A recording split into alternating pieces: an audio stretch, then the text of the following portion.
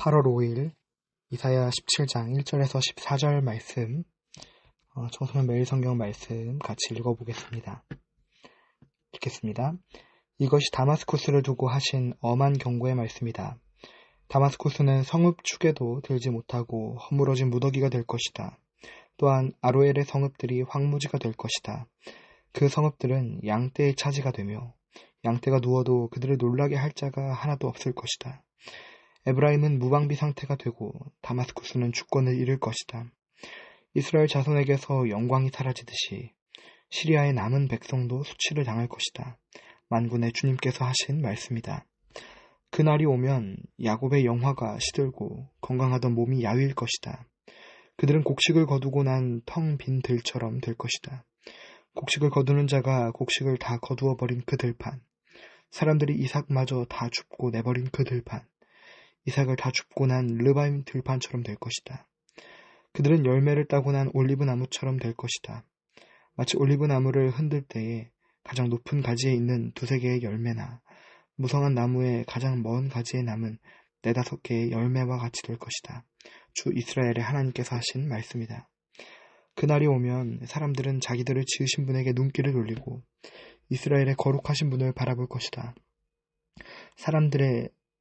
자기들의 손으로 만든 제단들은 거들떠 보지도 않고 자기들의 손가락으로 만든 아세라 상들과 태양 신상은 생각도 하지 않을 것이다.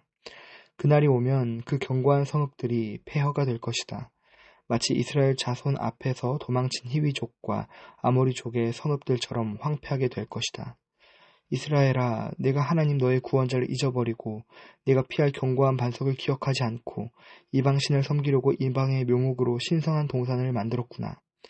나무를 심는 그날로 내가 울타리를 두르고 그 다음날 아침에 네가 심은 씨에서 싹이 났다 하여도 네가 그것을 거두어 들일 무렵에는 흉작이 되어 너의 슬픔이 클 것이다. 가련하다. 저 많은 민족의 요란한 소리가 마치 바다의 파도 치는 소리처럼 요란하고 많은 백성들이 몰려오는 소리가 마치 거대한 물결이 밀려오는 소리 같구나. 비록 많은 백성이 거대한 물결이 밀려오는 것 같이 소리를 내어도 주님께서 그들을 꾸짖으시리니 그들이 멀리 도망칠 것이다. 그들은 산에서 바람에 흩어지는 겨와 같고 폭풍 앞에 흩날리는 티끌과 같을 것이다. 그들이 저녁 때에 두려운 일을 당하고 아침이 오기 전에 사라질 것이니 이것이 바로 우리를 노력한 자가 받을 몫이고 우리를 약탈한 자가 받을 마땅한 값이다. 아멘. 오늘 말씀에는 여러 호칭들이 나오는데요. 말씀을 나누기 전에 먼저 정리를 하자면, 먼저 다마스쿠스는 시리아라는 나라의 수도입니다. 개역개정 성경책에는 아람이라는 나라로 부르고 있습니다. 그리고 에브라임이라는 이름은 이스라엘이 남북으로 분단이 되었는데 이 중에 북쪽에 있는 나라인 북이스라엘을 호칭하는 것입니다. 중간에 나오는 야곱도 이러한 이스라엘을 상징하고 있습니다. 시리아와 북이스라엘은 이 당시에 동맹, 연합관계를 맺고 있었는데요. 하나님께서 그래서 이사야 17장을 통해 이 둘의 연합관계를 두고 심판하시고 경고하시는 것입니다. 그리고 이들을 하나님께서 심판하셔서 이스라엘은 영광이 사라지고 시리아는 남은 백성도 수치를 당할 것이라고 말씀하십니다. 그렇다면 하나님께서 이들을 왜 이렇게까지 심판을 하시는 걸까요? 그 이유는 8절을 통해 유추해 볼 수 있습니다. 이들이 하나님을 바라보지 않고 자기들의 손으로 만든 제단을 보았고 하나님이 아닌 다른 신상들, 우상들을 섬겼기 때문입니다. 이 당시에는 약한 나라와 강한 나라가 연합이나 동맹을 맺으면 약한 나라가 강한 나라에 뭔가 이렇게 우상이나 그 제사 방식을 가져오는 문화가 있었습니다. 하나님이 택하신 백성인 이스라엘이 당시 국제 정세 속에서 아무리 어렵고 여러 상황이 온다 할지라도 하나님만을 바라보고 하나님 편에 서야 하는데 이 당시 북이스라엘은 시리아와 연합하면서 하나님이 아닌 시리아가 섬겼던 우상들처럼 그런 다른 우상들을 섬겼던 것입니다. 그래서 하나님께서 지금 17장 말씀을 통해 시리아와 북이스라엘을 심판하시겠다고 경고하시는 것입니다. 그래서 10절을 보면 이스라엘을 향해 하나님께서 이스라엘이 심판받는 이유를 말씀하십니다. 10절에 보면 이스라엘아, 네가 하나님 너의 구원자를 잊어버리고 네가 피할 견고한 반석을 기억하지 않고 이방신을 섬기려고 이방의 묘목으로 신성한 동산을 만들었구나. 이스라엘이 하나님, 그 이스라엘의 구원자인 하나님만을 바라봐야 했는데 그렇지 않고 이방신을 섬기려고 이방의 묘목을 가져왔습니다. 그 시리아와 동맹을 맺으려고 말이죠. 이 당시 이스라엘이 섬겼던 우상의 이름이 8절에 보면은 아세라와 태양신상이라고 말을 하는데 이들은 모두 당시 농사와 풍요와 관계된 우상들이었습니다. 그래서 풍요를 상징하는 그 풍성한 나무들을 아세라 신전에 두르고 아세라 신 우상에게 제사하는 문화가 있었습니다. 그렇게 이스라엘은 이 아세라 우상을 섬기기 위해 아세라 우상을 위한 신성한 동산을 만들었습니다. 이 내용은 마치 하나님께서 창세기 2장에 아담과 하와를 두신 에덴 동산을 떠올리게 합니다. 에덴 동산과 비교가 되는 것이죠. 하나님을 섬기고 하나님과 함께하며 하나님만이 주인 되신 에덴 동산이 아니라 이스라엘은 하나님이 아닌 자신의 안위와 자신의 방법과 자신의 풍요와 자신의 성공을 위해서 자기 손으로 만든 우상 제단으로 이루어진 거짓된 동산을 만든 것입니다. 그리고 그곳에는 하나님만이 주실 수 있는 생명인 생명나무가 있는 것이 아니라 내가 주인 되어서 내가 갖고 싶은 풍요를 상징하는 아세라 우상을 위한 이방의 묘목을 가져다가 두었습니다. 지금 이것이 이스라엘과 시리아가 함께 심판을 받는 이유인 것입니다. 그런데 하나님께서 이런 이스라엘을 심판하시겠다고 경고하시면서도 시리아와 아주 똑같이 처벌하지는 않으시는데요. 시리아는 완전히 멸절될 것이라고 말씀하시지만 이스라엘은 올리브 나무의 가장 높은 가지에 있는 두세 개의 열매나 무성한 나무가지의 가장 먼 가지에 있는 남은 네다섯 개의 열매같이 되게 하신다라고 말씀하십니다. 즉 하나님께서 죄악에 따라 심판을 하시되 하나님이 택한 백성을 향해서는 또다시 구원의 은혜를 베풀어 주시는 것입니다. 그래서 그 결과 7절에서 말씀하듯이 그 남은 자들에게 그날이 오면 사람들은 자기들을 지으신 분에게 눈길을 돌리고 이스라엘의 거룩하신 분을 바라볼 것이라고 말씀하십니다. 이 구원의 은혜가 이 남은 자들에게 온 이유가 무엇입니까? 이들의 어떠한 뭔가 잘남이나 어떠한 조건 때문입니까? 전혀 아닙니다. 우리도 마찬가지죠. 우리에게 구원의 은혜가 온 이유가 무엇인가요? 우리의 잘남이나 우리의 어떤 조건 때문입니까? 아닙니다. 예수 그리스도께서 십자가에서 우리의 모든 죄를 대신 피 흘려 죽으셨기 때문입니다. 우리의 끔찍하고도 처참한 그 죄가 예수님께 가고 예수님의 아무 흠 없는 오직 하나님 아버지의 뜻을 따라 살았던 그 의를 우리가 전가받은 거예요. 우리의 죄와 바꾼 겁니다. 그 결과 그 예수 그리스도의 십자가의 그 피로써 하나님께서 확증하신 그 하나님의 사랑을 우리가 아무런 어떠한 대가 없이 받아서요. 하나님이 그저 선택하신 그 택하심을 입어서 우리가 구원을 받았습니다. 그것을 보고 은혜라고 하는 것입니다. 우리는요. 오늘 말씀에 나온 북이스라엘처럼 하나님을 거절하고 하나님을 부정하고 하나님이 싫어서 하나님께 엎드리지 않고 세상이 주는 방법과 하나님이 아닌 다른 방법으로 풍요로워지고자 아세라 우상을 섬기는 그 풍성한 이방의 묘목을 나의 동산으로 가져왔는데 예수님께서는 예수님을 부정하고 예수님을 거절하고 예수님을 못 박아 죽이려는 그 골고다 언덕에서 완전 앙상하고 가시가 다 그대로 드러난 그 십자가에 예수님 자신은 실오라기 하나 거치지 않고 온갖 수치와 조롱 가운데 그 저주받은 나무인 십자가에 매달려 죽으셨습니다. 그리고 우리에게 원래 아담과 하와가 에덴 동산에서만 누릴 수 있었던 그 생명나무의 그 생명을 우리에게 거저 주신 것입니다. 보세요. 원래 우리가 하나님께 엎드리고 하나님께 나아갔다면 우리는 세상에서 우리가 생각할 수 있는 그 방식과 그 방법들을 다 내려놨어야 됐어요. 지금 북이스라엘이 그걸 거절한 겁니다. 우리가 하나님께 엎드리려면 우리가 생각하는 계산과 우리가 생각하는 모든 방식과 모든 방법들 다 내려놔야 되거든요. 그것을 내려놓고 싶지 않은 겁니다. 그러니까 하나님만을 선택하고 싶지 않은 거예요. 이 당시 북이스라엘도 하나님 섬겼습니다.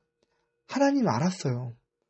근데 하나님께서 이들을 심판하실 때 너희는 하나님을 예배하지 않았다라고 말해요. 아니, 이 사람들은 하나님을 동시에 섬겼거든요. 하나님 믿었거든요. 그런데 하나님과 우상들을 같이 겸해서 섬겼던 겁니다. 하나님만을 선택해서 하나님만 예배 드리라고 말씀하시는데 그것을 따르지 않는 거예요. 우리도 마찬가지잖아요. 우리도 정말 예수님만 선택하고 하나님께만 엎드려야 되는 그 순간에 다른 것들을 선택하는 때들이 참 많습니다.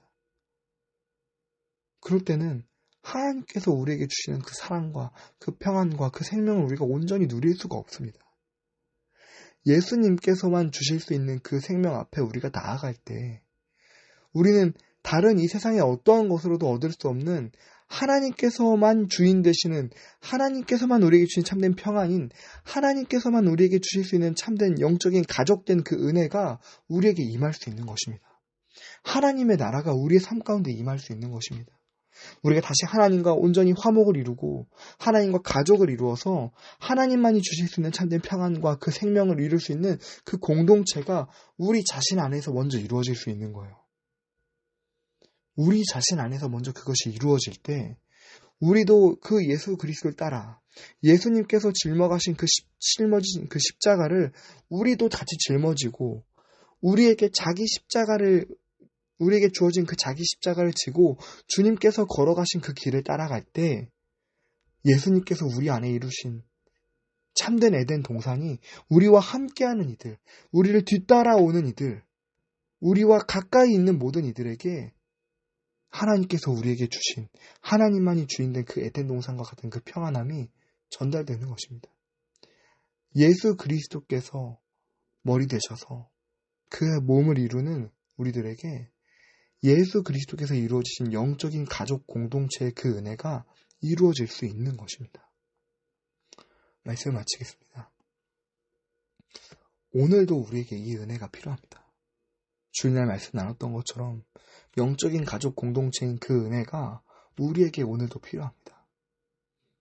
그래서 오늘 말씀 나왔던 것처럼 오늘도 우리가 예수 그리스도를 통해서 우리에게 그 구원을 주신 그 예수 그리스도의 그 은혜를 통해서 이스라엘의 거룩하신 분을 바라보는 그 은혜가 우리에게 있길 소망합니다.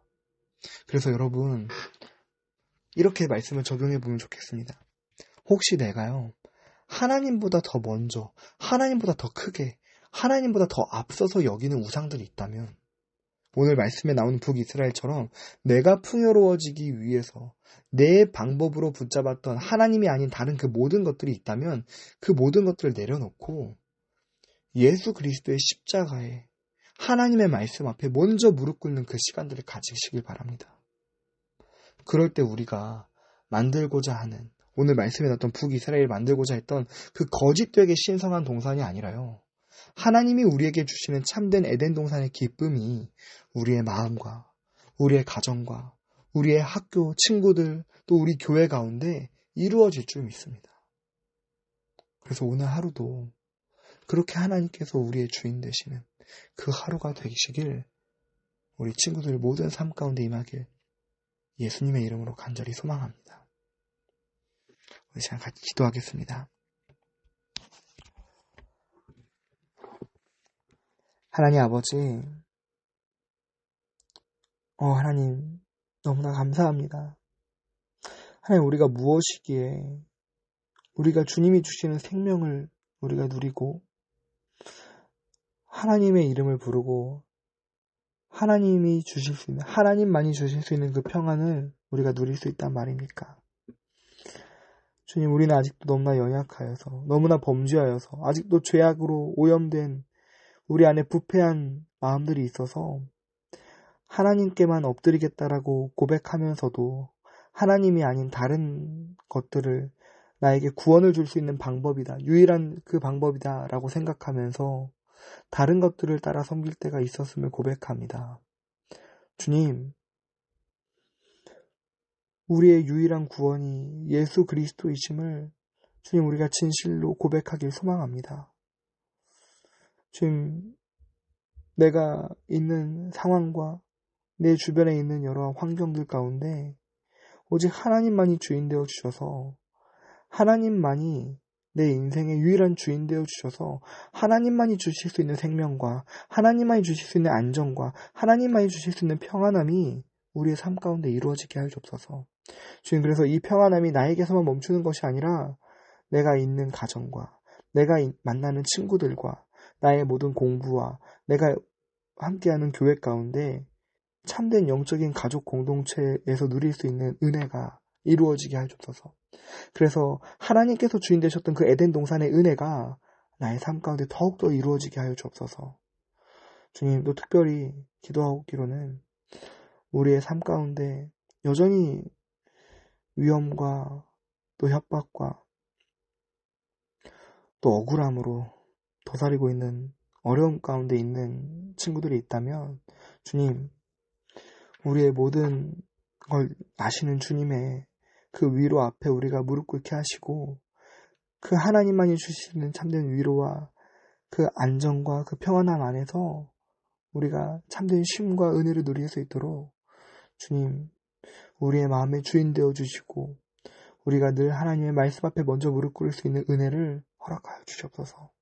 주님, 그래서 지금 우리의 눈앞에 맡고 있는 모든 담과 모든 벽과 모든 문제들을 주님, 예수 그리스도의 그 권세 있는 능력으로 말미암아 그 모든 것들을 파하고 하나님만이 주실 수 있는 참된 평안함 앞에 우리가 감격과 감사와 기쁨을 누리며 기뻐 뛰며 주님 앞에 나아갈 수 있도록 주님 인도하여 주시옵소서.